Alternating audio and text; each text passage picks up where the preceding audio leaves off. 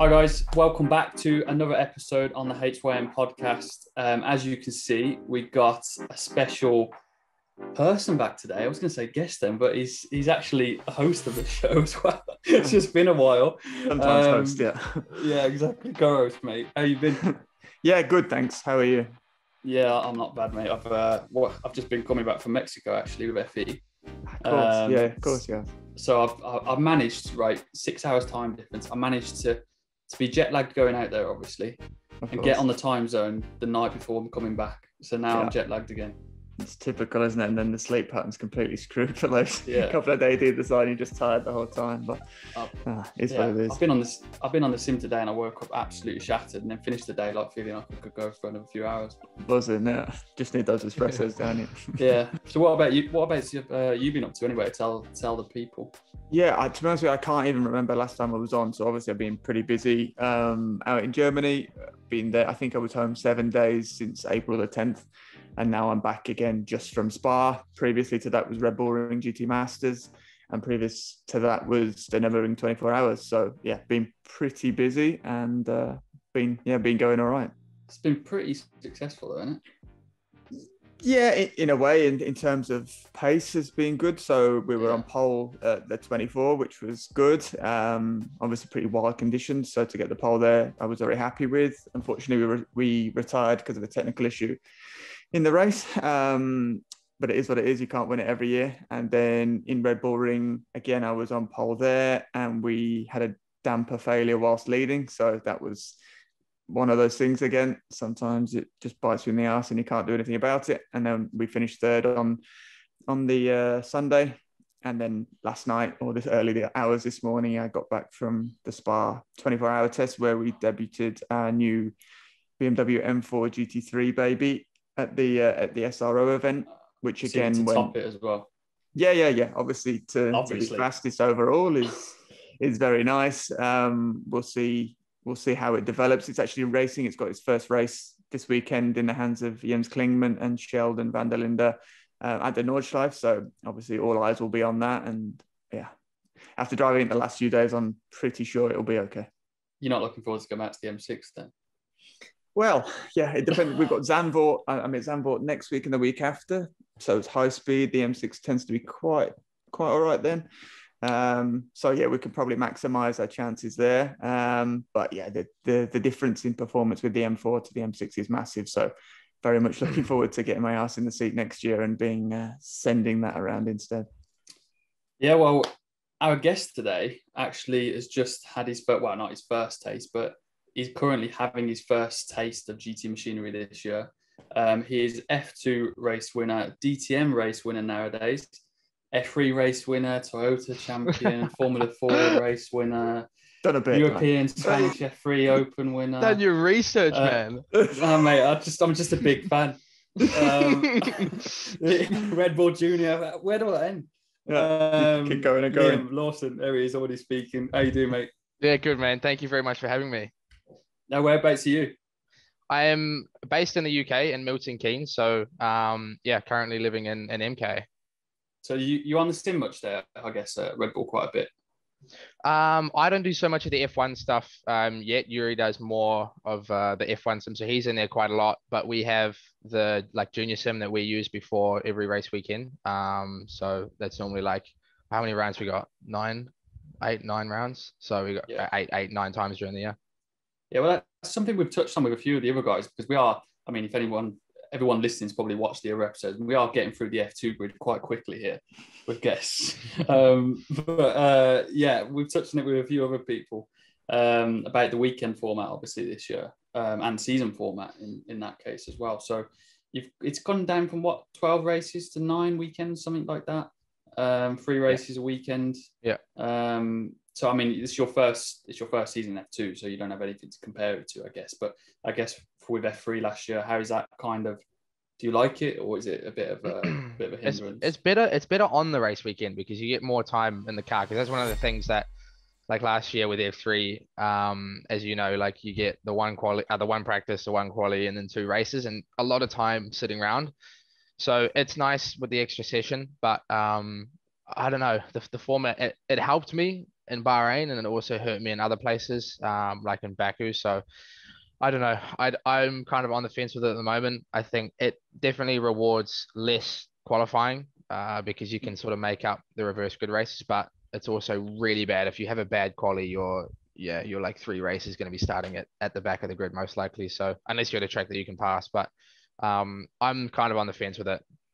Yeah, I mean, if I sort of, because I can say I'm a fan of it now, watching it as a fan now. It's, I don't know. I get the feeling that there's a little bit less risk being taken in the first 2 races.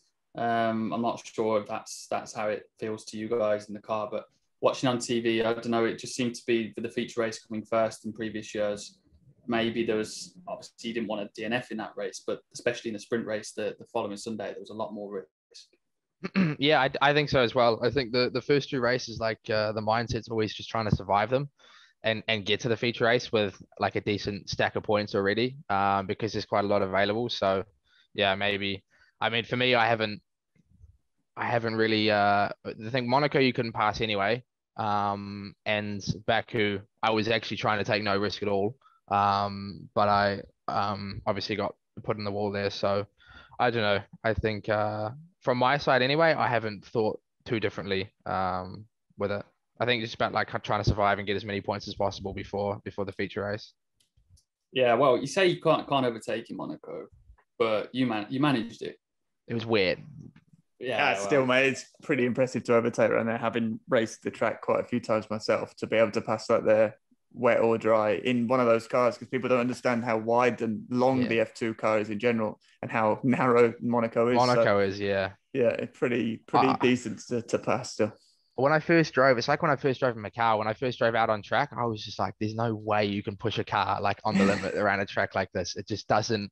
It doesn't make sense. It is so much tighter and smaller than what you see on TV for sure." Yeah, definitely, and it's always the fast lap. So when you're just brushing or kissing the barriers the whole way through, and it's, I love the place Monaco myself as well. You drove it in a Porsche. Yeah, I drove it in 3.5 Renault 2012. I got a that would have been cool. That would have been really cool. That was when I think it was a battle between Bird and Bianchi at the front, and they'd done it in GP2, and man, they were so fast. They were super fast. So they was first and second. I think Rossi was third.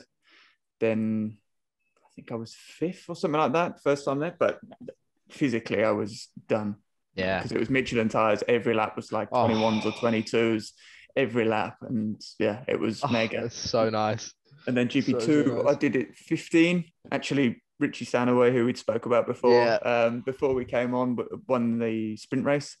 And then I did it in Porsches in 2018 as well. Was that when Richie won the sprint race? Yes, Richie won in 2015. Yeah, because so that day, I had my entry from go-karts to cars. I did a scholarship in a Formula V. Or Formula First, wow. And mate, I was in GP2. Oh god, I'm old. But that like day, I rocked up for the finals day. We went from like 20 like candidates down to the top 6 for the finalists for the Sunday. And I woke up on the Sunday, and when I arrived at the track, there's like a photo that had just been printed of Richie on the podium. It just won overnight, in Monaco, and I remember being like, oh, that's so cool, like. Monaco and stuff like that. That's why it was a big deal to me as well to win that race, obviously, and then pretty gutted to get it taken away. Yeah. I mean, I know what happened. I think most people would know what happened, but would you mind kind of explaining what happened basically? Yeah. So as you guys know, but we have a set throttle map that originally was formed to help the cars that were stalling, because these cars. In F3, most people are like full throttle, but in F2, there's too much power to be full throttle. So we're quite limited with that. So they made a throttle map that was really quite like aggressive, just to help the cars from stalling. And it's a fixed thing that you have to run. So I think for all the cars, it's throttle map 1, and then we just changed to throttle map 2. So when you do the launch, until you've reached 50 kilometers an hour, I think, then you can change to throttle map 2, and then you just do the rest of the race like that. So it was wet, obviously. And I always normally I do the formation lap in throttle map 1 because it only affects first gear, but Monaco's got so many first gear corners that I went back to map 2 on the formation lap. And then when I was rolling up to the grids, I normally wait for the call on the radio from my engineer to, tell me how many burnouts, throttle map, engine map, like clutch map and stuff like that. And I just forgot. I didn't get the call, and then I forgot about it, and I pulled up on the grids, and literally as soon as I put my foot on the throttle to basically do the start, the RPM just came up so slowly, and I was like, what's going on? And as soon as we launched, I mean, I got a worse start because of it in the end. Like, I got a terrible start. And I went to change the throttle map 2, and I went to map 3, and I was like, oh my God, and I realized straight away, like, I thought to myself, that's disqualification, right? And I decided to just forget about it and basically push flat out for the rest of the race and see what happens. But yeah, it's a pretty crappy thing to get disqualified by as well, because the guys that are disqualifying you have never sat on the grid, and the pressure at Monaco and the adrenaline and the nerves, you're not thinking about throttle maps. So if you're not reminded, you're gonna forget, man. It's rules are rules, and I accept that completely. But it was one of the, definitely so far, that's the hardest thing I've ever had to accept after that. Never been through anything like that, that's for sure. I mean, I've not even driven Monaco, so to even think about winning there, that's gotta be pretty. I mean, I suppose at least the only thing I can wrap my head around is that you kind of knew straight away. Yeah. So there's nothing, because you know what I mean. There's nothing worse than like winning the race, going through the celebrations like you're just on top of the world. And I forgot though. Like I forgot about it at the start, and I did the rest of the race, and I like won the race, and I was like, yeah.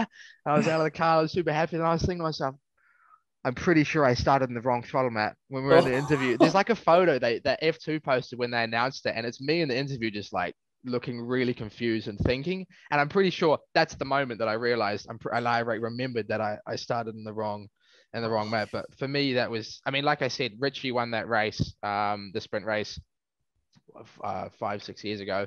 When I remember it just being really, really cool to me. So for me, it was a really big deal. I mean, everyone wants to win at Monaco anyway, but it was definitely extra special. So yeah, pretty gutting. Yeah, you can take away from it though that you went on track. At the end of the day, you got a worse start, like you say. So at least you know you can do it. And then if you get the chance again, you just got to go and do the repeat, haven't you? Just hope we get that chance again. Yeah, you'll be all right.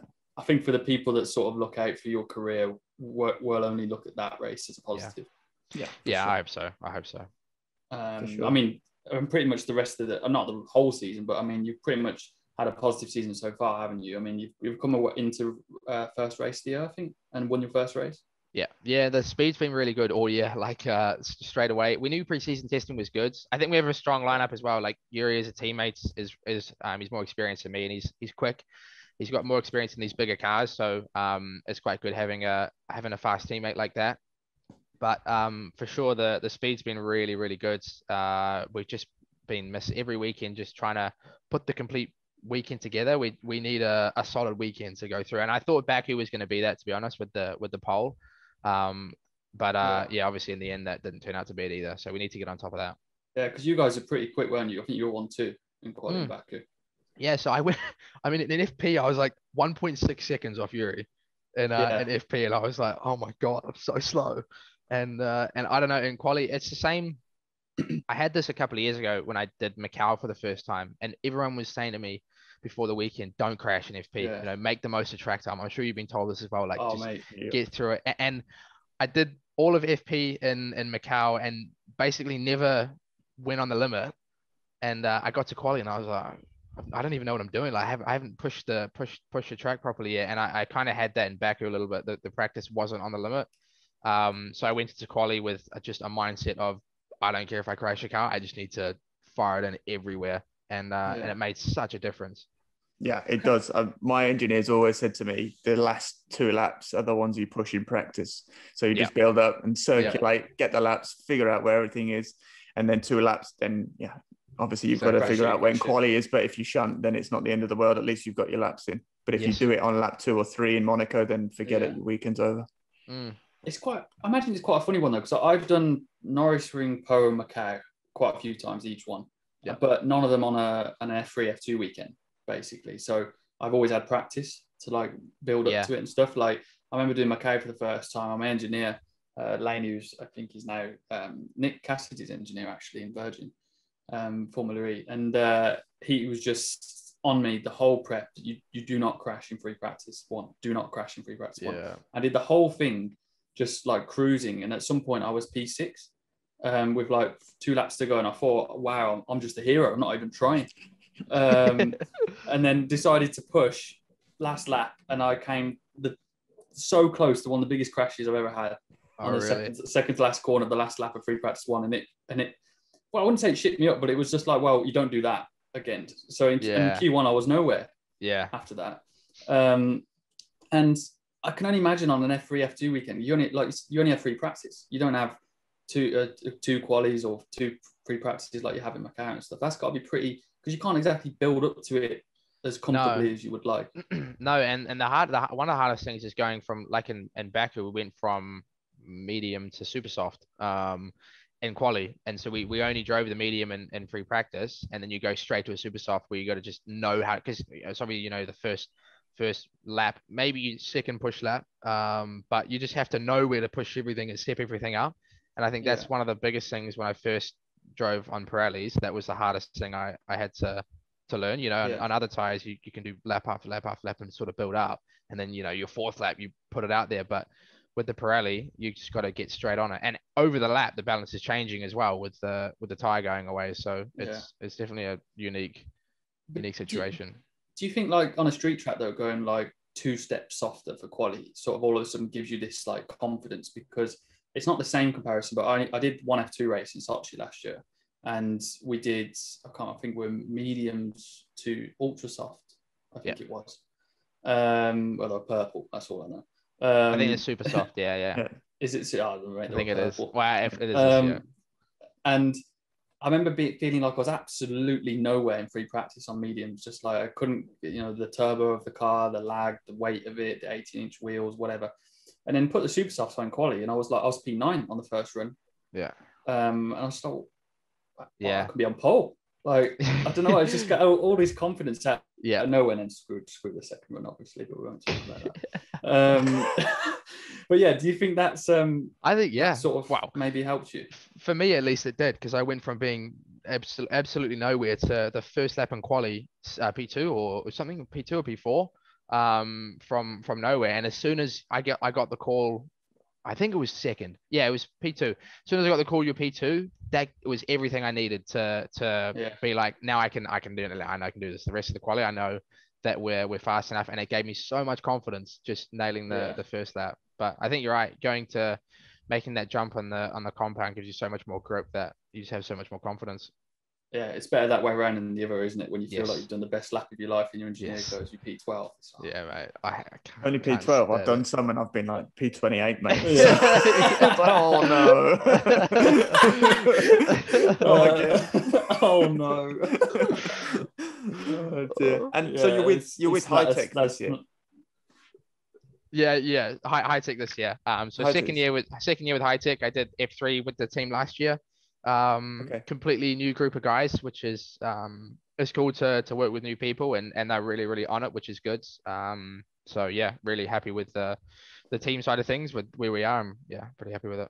It seems like they are on it. Who are the engineers there? Because I think I might know one of them, but I just don't want to say the wrong name. Would you do it? Okay, there's Jan. I'll put him on the spot. I was gonna ask you to just say it, but Gavin. So Gav's like chief engineer. Gav's still there. He's the man. Well done, Nick. I've heard that Gav's like really on it.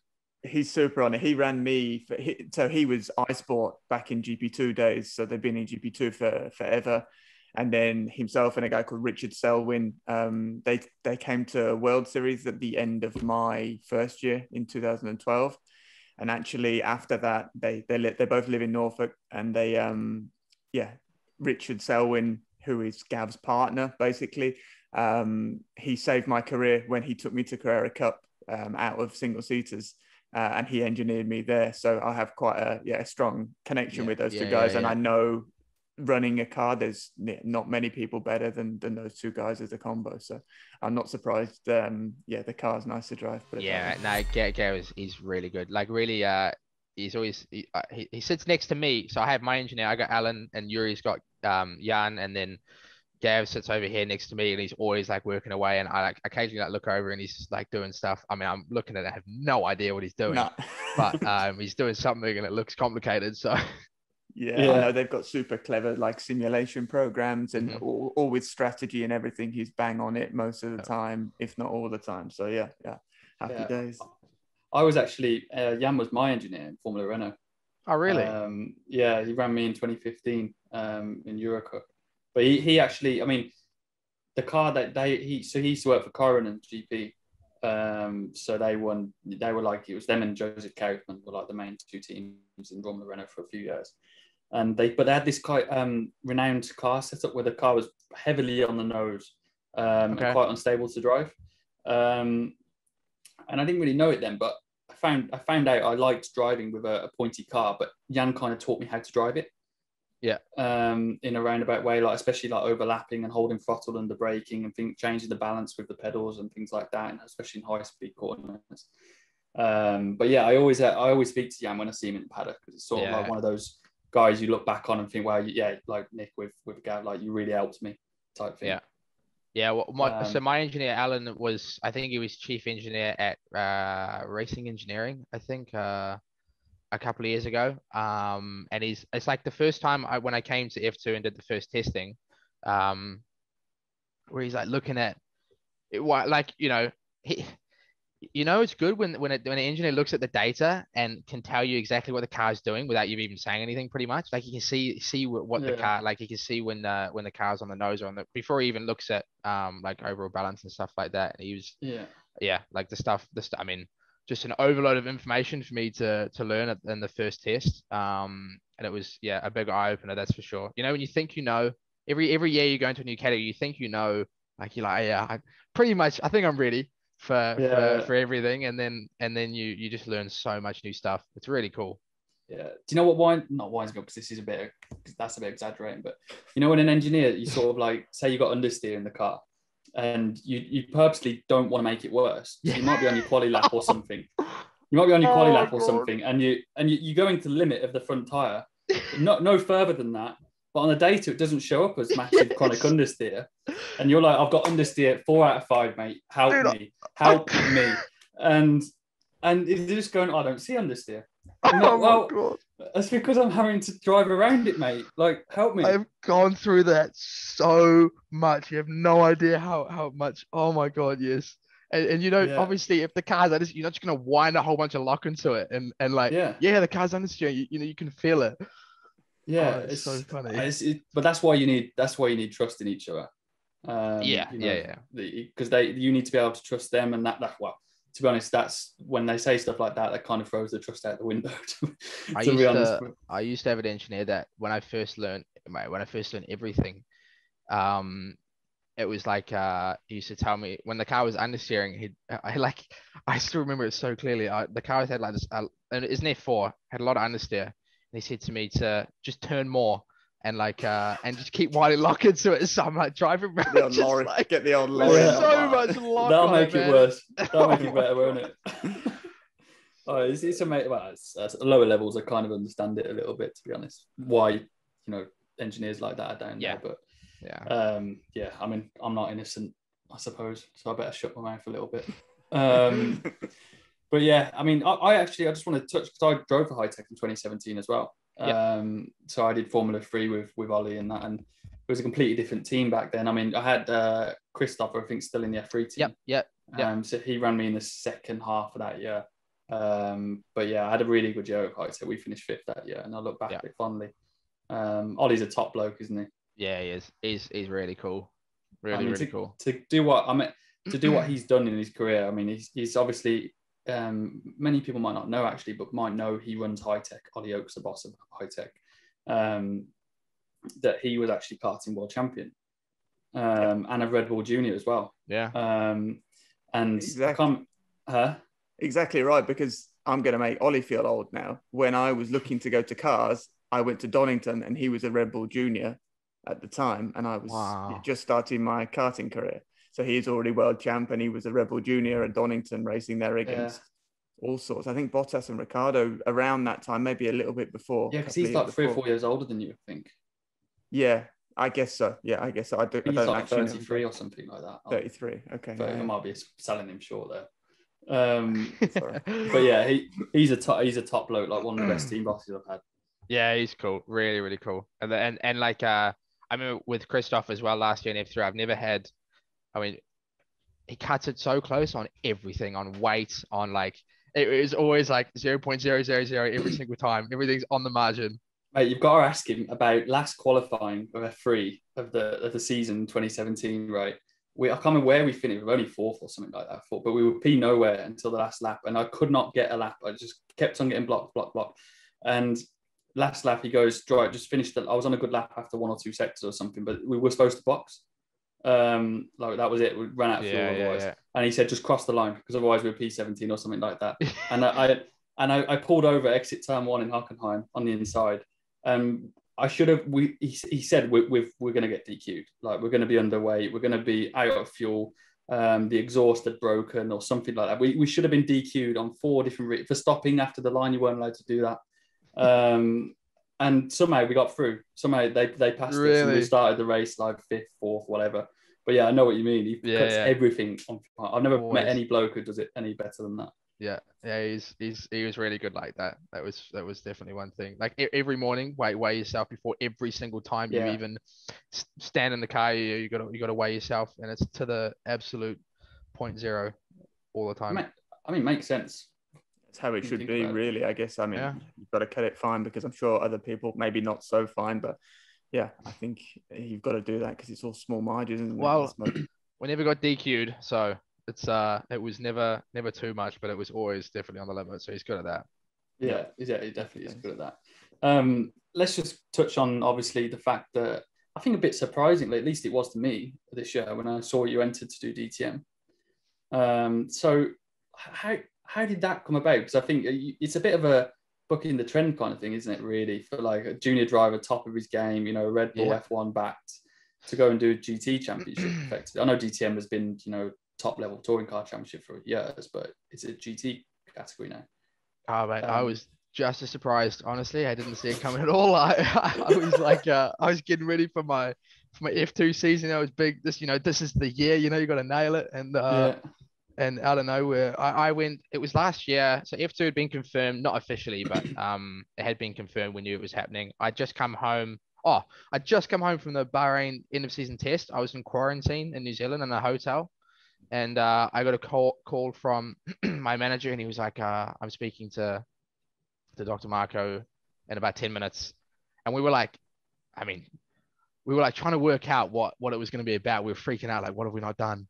We messed up. Yeah, exactly. Like, because I'm sitting in quarantine. I was like, was I meant to go and see somebody? Was I meant to do something? And then there was this training camp that was going to happen mid-January, but COVID was too bad, so it didn't end up going ahead. But and then we thought, oh my god, it might be about that. Like I haven't booked flights or stuff. And then we were like, okay, we can't figure it out, so just have the phone call and see what happens. And he called me back like an hour later, and he's like, well, you're doing DTM this year. And I was like, what? Did you think confused. He was getting rid of F2 to do that? At first, I was like, first thing I said was, we're stopping F2, right? And he's like, no, it's just a side program to do because I guess Red Bull needed a driver for it. They're putting a lot into DTM. Obviously it's a huge championship, one that I really realized over the weekend just how big it is. And to them it was they needed a driver for it, and why they picked me, I have no idea. But yeah, it was definitely a big surprise for me. I mean, I would take it as a compliment, obviously, the fact that they're willing to pay you to do a championship like DTM.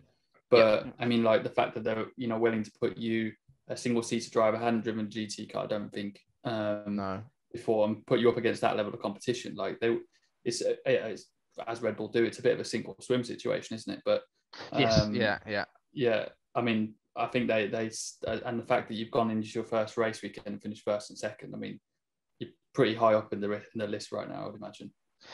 It's just, it is. It's just like part of me is like, this year is I'm extremely grateful for the opportunity, and I'm all for it. It's just part of me this year is so important. You know, it's the Yeah. F2's the firstly very expensive, so you don't get a lot of years in it if more than one.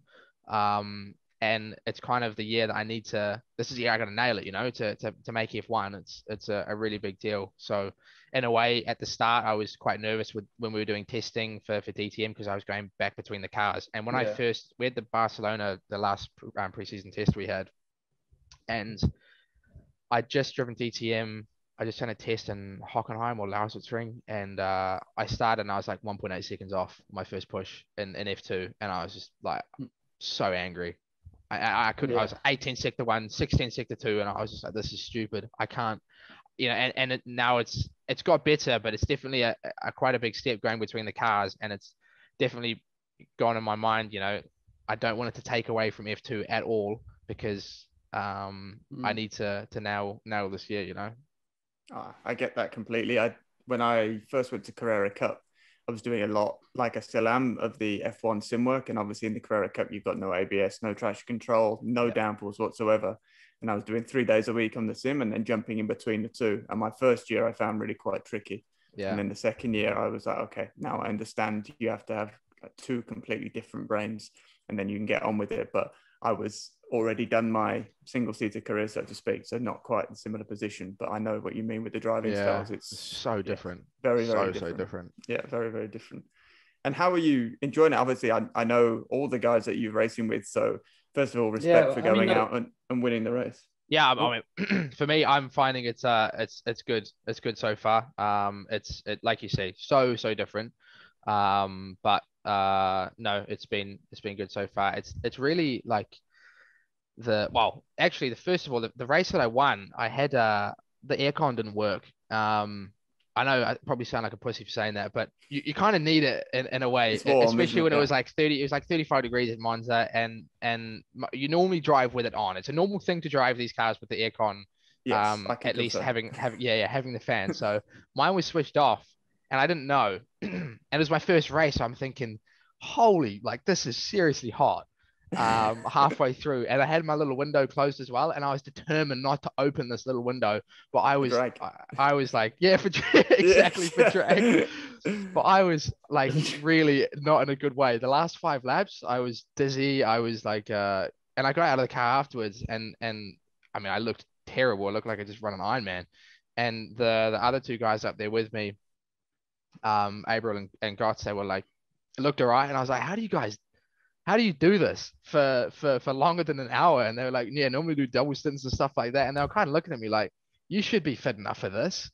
And I was like, man, this is crazy hot. And then I found out the aircon wasn't working. And day 2, we had it on, and man, it makes such a difference. Obviously, being in the GT Championship, BOP is going to come into it a little bit.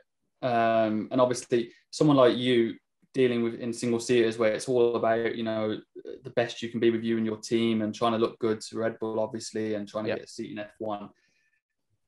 Hopefully BOP doesn't come in like affect it too much in terms of you doing well. But if the reason for you being in DTM is obviously to make an impact and show what you can do with Red Bull in a different car and a different series, you don't want that to come into it, do you really? No, it's something that's so super new for me. Like in testing, it's just every team's just sandbagging and mucking around, and I mean I was given like 8 tenths a lap in some tests, 8 tenths a lap, like just driving around really slowly just to not put the lap time up, and everybody else is doing the same thing.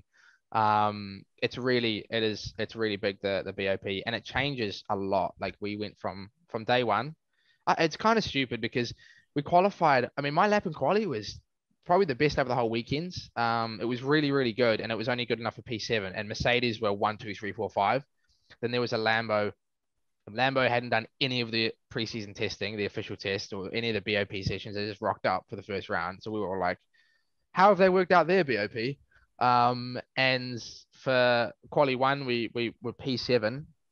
And then in the race, they tried to bring everybody closer to Mercedes. And we got a bit more horsepower, not a huge amount, but it was only a little bit more, and it definitely helped. But still in the races, I remember in a straight line, I was just dead even with the Mercedes guys. But we only got them in the pit stop. Like I basically had good speed, but everyone was quite bunched up at the start, and then we boxed early. and had a really fast stop. Like my team is seriously good at pit stops in DTM. We made up like 3 seconds, and then I came out and I was on fresh tires, so I did 2 laps. Mercedes waited a little bit, and I came out and had the lead.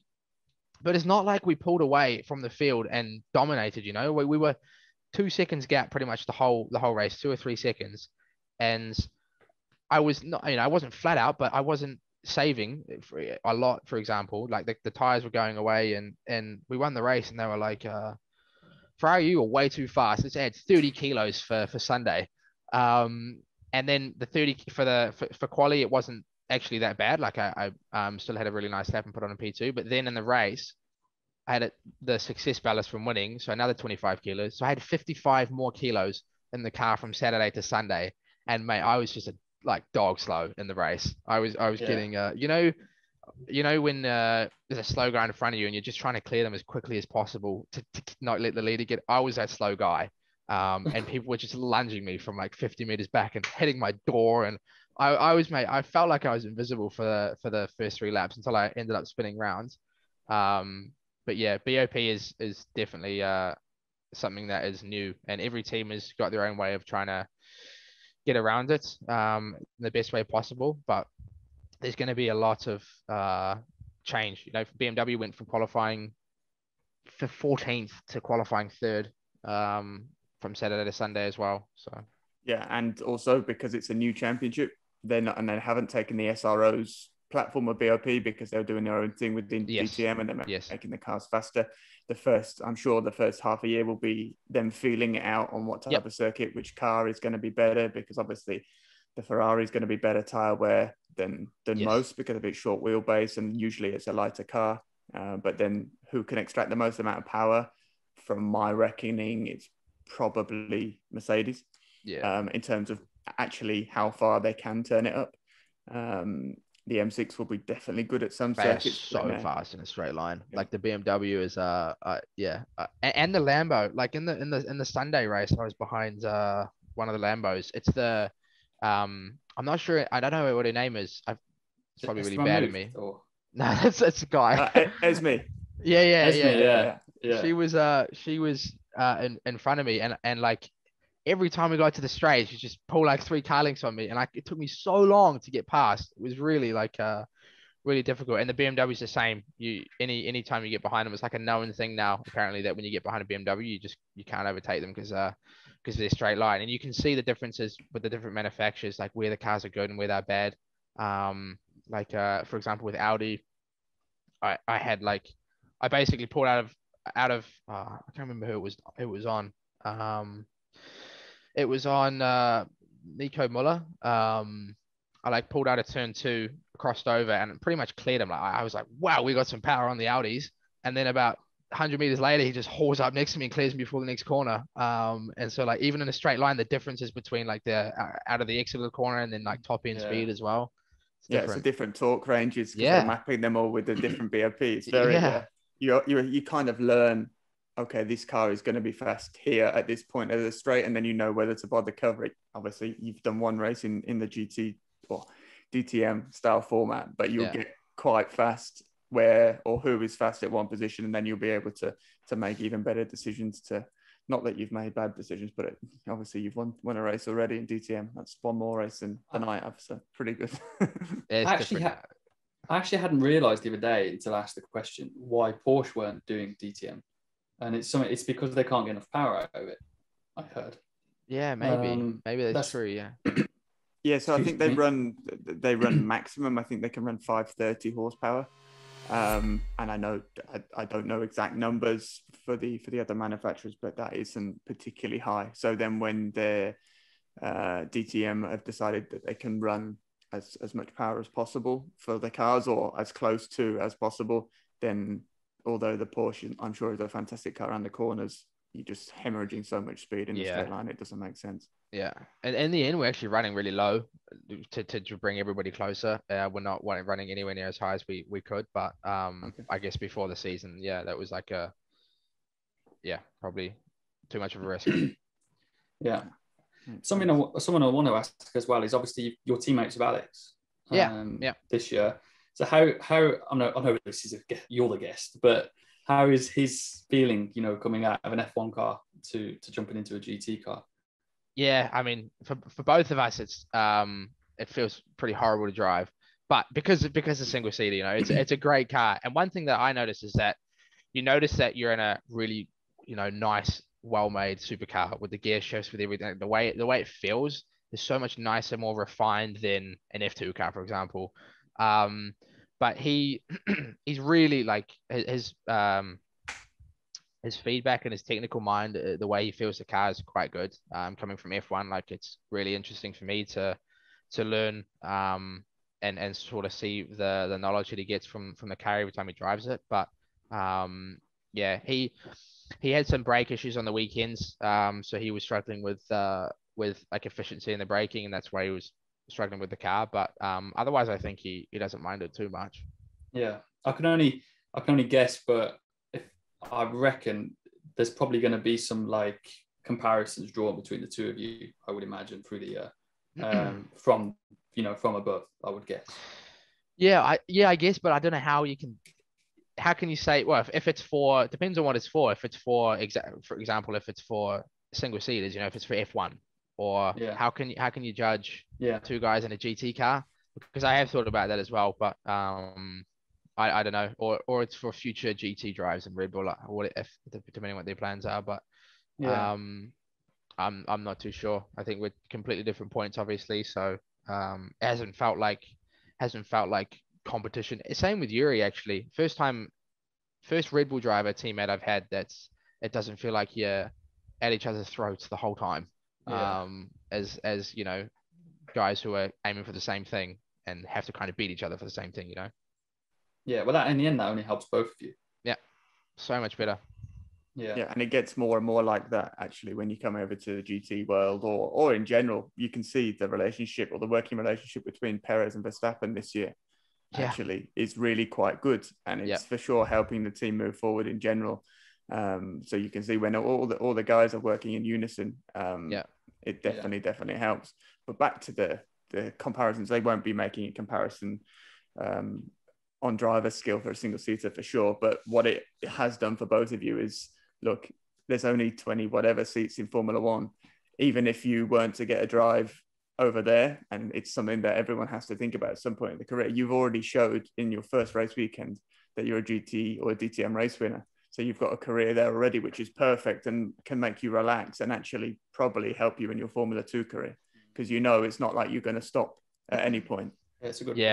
Yeah, it is. It's not something that I'm older, so I've done it all in terms of that and falling back from single seaters, but it's not something you'll think of at your age when you've only got one goal, which I completely understand. But actually, if someone tells you that and you think, oh, actually, it's not going to be that bad. I can earn a really good living if I don't happen to make the dream, which is, you may well go on and be a Formula One world champion in a few years. We don't know.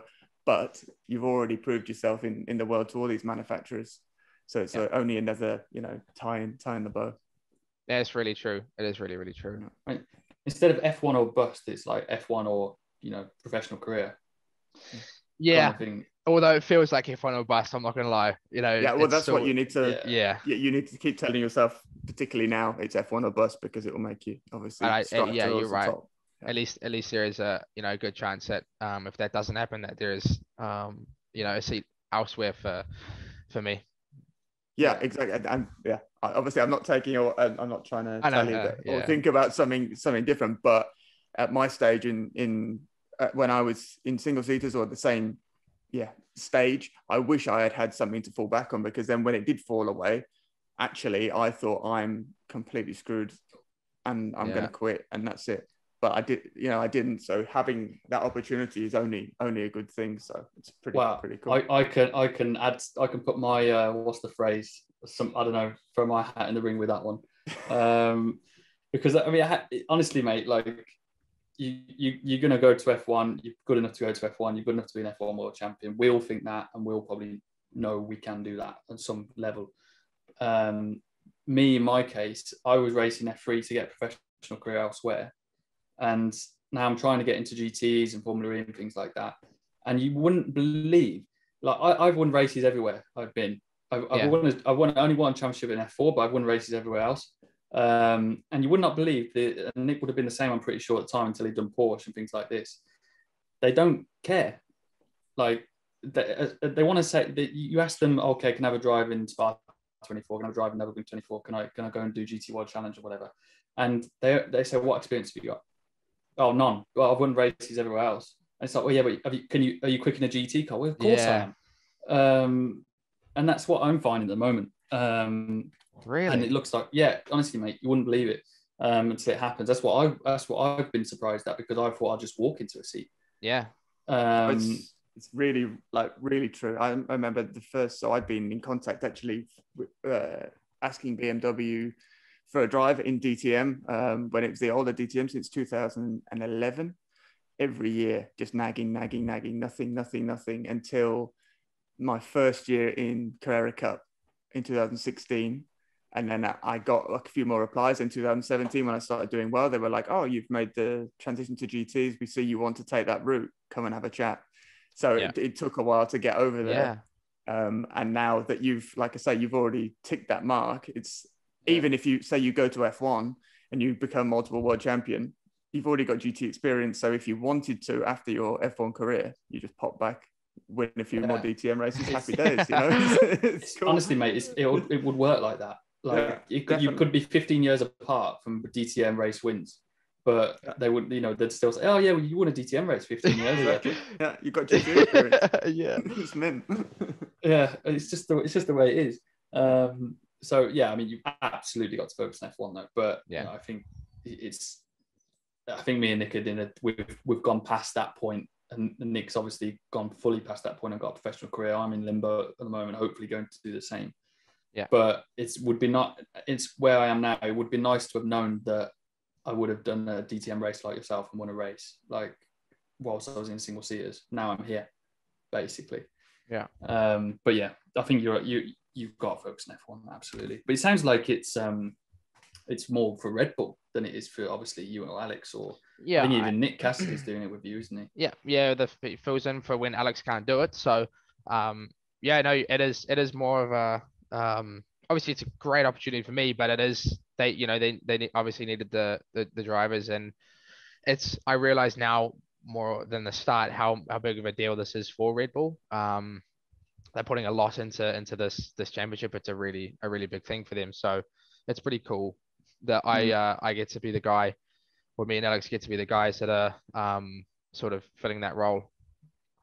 I'm quite surprised in a way that they are. I mean, they've always kind of sponsored cars, I think, Nick, haven't they, in DTM? We're like, I think Matthias Ekstrom comes to mind. Yeah, exactly. And obviously they've got a super strong connection because the chief who runs it is Berger, who's obviously got a huge, with Red Bull. So I'm sure there was a few calls made, and they needed at the time to really fill cars and seats and put drivers in seats at the time. So yeah, if you can call Red Bull and get them involved, it gets more hype around the championship in general. And now they've got 19 or 20 cars even in year one after it being lastminute.com, really. So I think plenty of people are looking at it. So for sure. And like at the track, they had like this big Red Bull area for like all the where we go take your food and stuff like that. And then on the grid, they had the Red Bull like this old like it's like this modded Vita Beetle thing that's like turned into an off-roader, and it's got like speakers and a DJ. So like before you get in the car, there's like everyone's just jamming out to this guy at the front of the grid.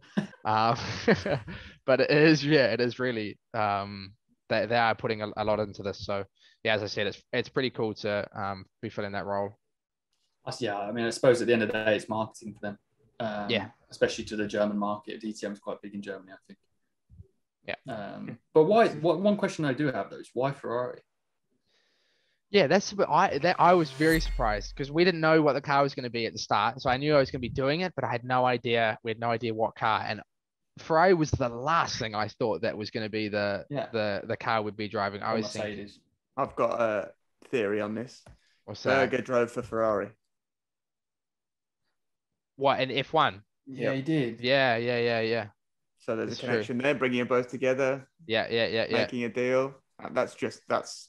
I haven't heard anything like that, but that's just my brain. Honestly, I have no idea why. I actually don't know why. And I think it sounds like when I was speaking with the team and stuff like that, they were all excited and surprised about the opportunity they were having to partner up as Red Bull and Ferrari. It is really cool.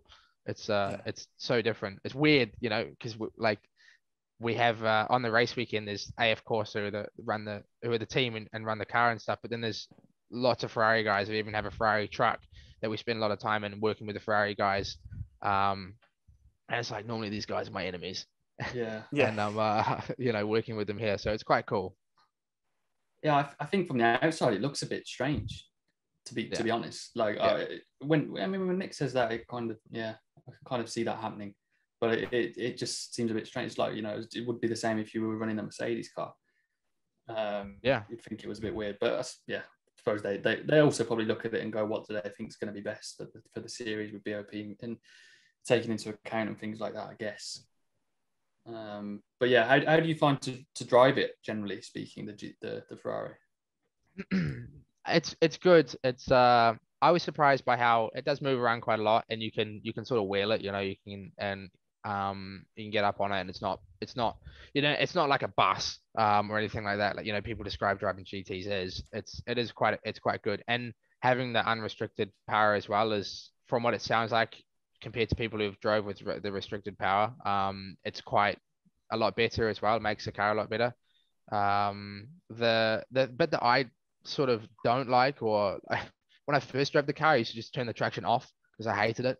So I just drive in traction control 1 and never and sort of leave it there. And then I sort of realized, you know, you need to have and when you understand how, I was really surprised by how much they put into different traction settings, how the traction comes in and where it comes in and how strong it is, and the ABS, and how, like, there's so much that's just traction and ABS to help get speed out of the car. And you can, if you understand it, you can really fine tune that. But yeah, to drive, it's not bad. I just don't like the feeling of every time you hit the brake pedal, the pedal's like pushing back on your foot. And I don't know. I don't like the feeling so much of that. But otherwise you know, it's quite a good car. You can hit curbs, which is quite cool as well. Like something I've never really been able to do. But surprisingly, from what Alex says, you can't hit F1 take more curb than what we do in places. It's crazy how F1 cars can just mow over curbs like it's nothing. Yeah, their suspension in F1, having done a few tests, is just completely nuts. I always explain, like, driving F2s, like you've got a Renault Clio Sport on solid springs going down the motorway, super loud and whatever. And then driving an F1 car is like having I'm going to say a BMW M8 cruising down you know, down the street, and it's just super fast but really, really smooth. Good plug there, but that's like the like the difference. It's so smooth. You can take curbs, manipulate the car actually quite easily in comparison to say a GP2 or whatever. So yeah, he's got more experience than me than in an F1 car, but he's definitely right, that's exactly what he says. I think I actually remember I did in 2016 I did GP3, and then I did the last race in Hockenheim in Euro F3. And you know the entry curve of turn 1 in Hockenheim. Yeah. You know, like, and Euro F3, you're all over it. Yeah. Like fully over it. The car, like the car's leaning into the corner a little bit. One wheel's higher than the other, and it's still flat. And you go there in GP3, you go near that and you spin. Yeah. That's very true. F3 is like the junior Formula F1 car, like the old F3 car. It is. Really is. Such a good car. Like, still my favorite car that I've driven since out of anything. It was a properly good car. And I mean, for example, Max being able to go from F3 to F1 shows that it's good enough preparation. Yeah, in many ways, I wish the old Euro F3 car and the old World Series car was currently F3 and F2. Yeah, that would be the best thing. And also driving style now, because Formula One is going to change quite dramatically, I think, for next year. But Formula One this year, and even more so last year, was so grippy. It was more like a 3.5 Renault from 2012, 2013, or like the F3 prior to what they are now, you know, on proper tires, because they're just so flipping fast through the corners. They were such good cars. I actually drove, when I was in New Zealand, my sponsor Rodin Cars, I did a test, and I was comparing the FZ, which is what it's called, which is their Formula One car, compared to a 2010 GP2 car. And when I drove the GP2 car, like, the noise was just, I was like, it's first time in like years that I've driven a car and it's just made me smile the whole time, just like smiling, you know, as you're pulling gears. It was seriously cool. Yeah, they missed that now, the pure noise of it, because 3.5 in 2012 sounded mega, and then GP2 again was just before the new era, so 2015. When you change gears, there's like this huge thud and noise from the back of it, and it's like, yeah, this is sick. Yeah, it's so cool. Yeah. Wow. I only get to drive it on the sim, but even that feels pretty cool. Maybe not next year's car quite as much as this year's car. No, we'll have to see about all that, won't we? Yeah, maybe they'll be faster. Yeah, I mean, just before we quickly wrap up, mate, I want to touch on so how is it like back home with your sort of reputation, but you know, how are you perceived? Because I imagine you're quite fairly well known in a country like New Zealand, or am I just being a bit No, for sure. It's like it's especially in the last 12 months, it's become a much bigger deal. Like before already, you know, motorsport's big in New Zealand, but we like I'd say or at least it used to be, the main thing was V8 supercars, because Australia was just across the ditch, you know, and they still come to New Zealand every year. So the supercars event's always a big deal, and Formula One is almost so out of reach for a New Zealander that it's not as well, it wasn't as big at least, but recently it's obviously becoming more and more realistic. And we had Brendan Hartley in there a couple of years ago. He sort of gave New Zealand hope again that you can still make it. So at home, I mean, I have it all the time. Like every week I have messages from friends like, "Saw you on the news, Liam," like and stuff like that. Just like that voice. And yeah, it's every time I go home, the support is crazy. I'm engineered a TRS car in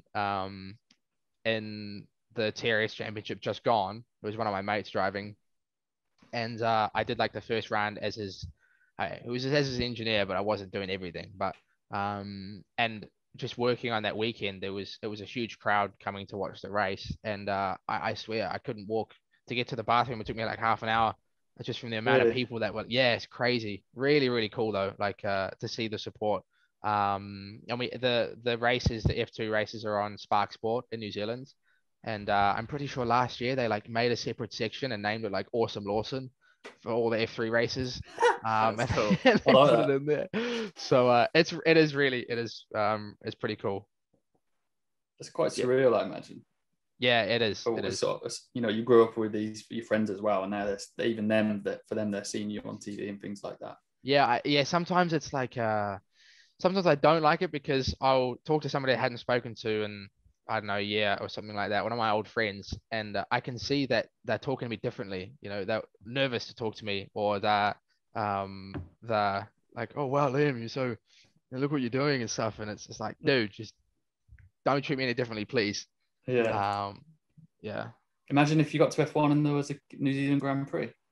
Oh, that would be literally, oh my God. It would be so cool. And we actually have, we have the resources to do it. It's definitely, it'd be very hard, but it'd definitely be possible. For sure, we have enough motorsport backing at home. We have 2 major tracks, about to be 3 now, owned by the same guy. His name's Tony Quinn, and he's put so much money into these 2 tracks, and one of them's 2 of them are on the TRS calendar. I've raced on both of them, and the facilities at the track are seriously like world class. Like they have apartments and stuff like that around the circuit where people live, and they just have their cars and they just take it on for track days and stuff like that. The track is just the whole place is seriously like really, really it had a lot of money put into it. So I would say it's possible, and I hope that one day it would be achievable. I'd like to see it. I'd want to go. Have you guys been to New Zealand or? Nah. No, I'm not been to Australia or anywhere near that side of the world. You should definitely go. No, I said if I raced Bathurst, because I was due to race Bathurst 12-hour last year, but unfortunately one of the cars got stuck in South Africa from the year before. So and that was the car I was supposed to drive. So I didn't get to go do it. But hopefully next year I can do Bathurst. And if I go, I said I'm going to try and go over to New Zealand whilst I'm that way, because obviously it's not just a short trip in terms of flying over there. So when you were saying about jet lag before, I was thinking serious, like when I fly home at the moment, especially with COVID, it's like a 30-hour journey sometimes more, like with the flights. It's so long, and the time difference right now, I mean, what's the time? It's 8:54 p.m. here. It's 7:54 a.m. in New Zealand. It's like 12 hours. It's 11 hours. So when I go home, I am like wide awake all night for like 2 weeks, just trying to get over that jet lag. God, I can't imagine that actually. No, I imagine part of the thing stumbling block at the moment would be the fact that there's an Australian Grand Prix. Yeah. But I mean, me personally, I'd like to see both. Yeah. I mean, there's clearly something in the water down there between you lot in New Zealand and Australia, because there's a lot of you that seem to be performing at the highest level.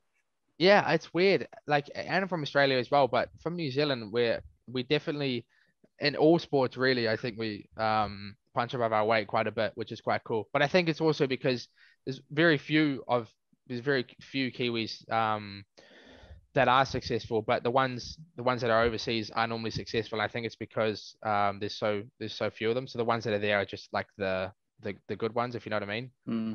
Because it's so hard to get out of New Zealand. Like the amount of times I've been told from when I was younger, in fact, I won't name the guy, but when I won the Speed Sport Scholarship, which was to do this Formula First championship for the year, it was a $20,000 New Zealand dollar, so about £10,000 scholarship to race a season in Formula First.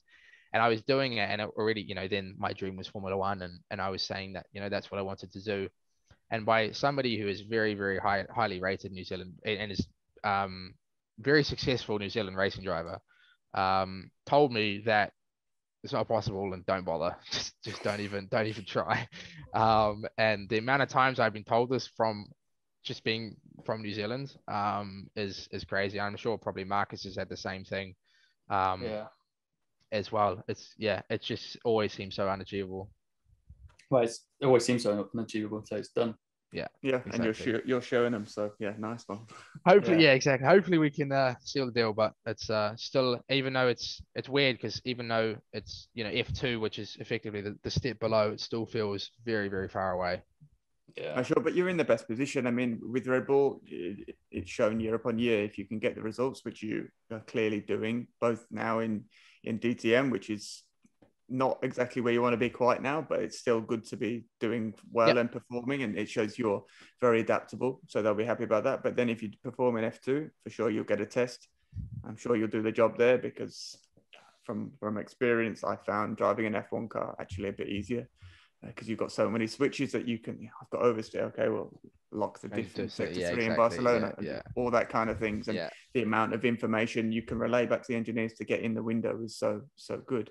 So you'll jump in and get used to the speed and be rapid straight away. So at least you're in the right position to, get the results and then make that step up.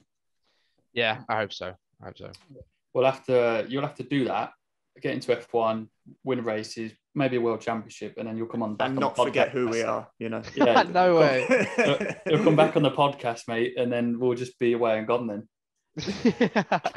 That's one thing though that frustrates me so much, and even, I mean, Jay, you'll know it already, but at our level there and below, even, like, there's people that are already so arrogant as racing drivers. Like, I just feel like they're above everybody, and that is one thing that when I talk to these people and they talk to me like that, I just never want to come across like that at all.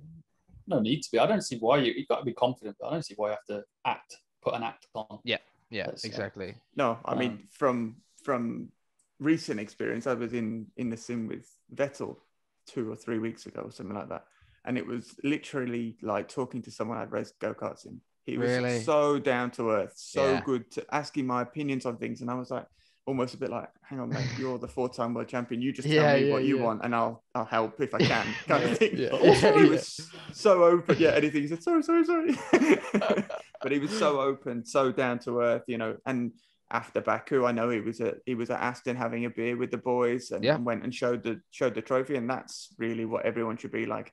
If you're up your own arse, then you've clearly got an ego problem, and it's just not the way forward. No, I think that's why he probably didn't get on a Ferrari. Possibly. Yeah. But yeah. Don't know enough about it. Yeah. Anyway, we'll leave it there. We'll leave it there before we get into Don't trouble. ruin your chances with Ferrari, mate. Come on. No, Cats, can we edit that bit out? No, we'll leave it there, mate, before I get myself in trouble. Yeah, pleasure, mate. Thank you for coming on as well. Yeah, really appreciate making time for us as well. I'm sure everybody listening does as well. But yeah, no worries, mate. Thanks for coming on. If you want to give Liam a follow, you probably, to be honest, if you listen to this, you already follow him, let's be honest. But if you don't and you do, it's Liam Lawson 30 on Instagram. Please leave a like, subscribe, comment, tell your mom, your dad, your nan, your dogs, aunties, cats, about the channel, about the podcast. We've got some cool stuff coming up. I think we might have some stuff with Nick on board soon enough. Yeah, fingers crossed we'll be getting that out soon. Working on being able to release some video content which people should enjoy. So yeah, fingers crossed we can get that out soon. Yeah, that'll be good. But yeah, thanks for listening, guys. And yeah, we'll see you again next week. Cheers. Cheers.